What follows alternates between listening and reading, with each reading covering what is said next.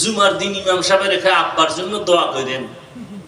ইমাম সাহেব আব্বার দোয়া করতে যে আরো 6 জন আব্বার নাম কইছে, কয় না? যে কইছিল আমার বাবার নামে দোয়া করবেন, এর মোনাজাতের ভিতরেই মাথা গরম হয়ে গেছে। আমার আব্বার নাম কইলাম, আরো 6 জন মিলাইলো।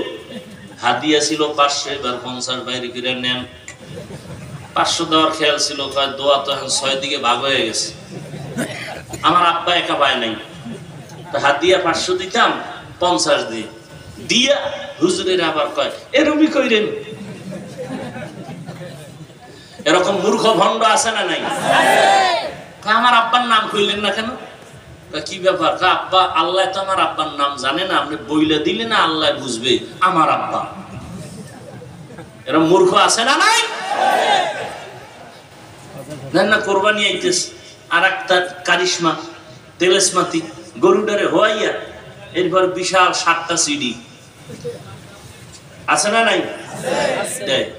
নাম কন তো 7 জনের নাম কইলি তো না, অমুকের ছেলে, মায়ের নাম অমুক, ওয়ার্ড নাম্বার এত, থানা এত, গল্লি এত।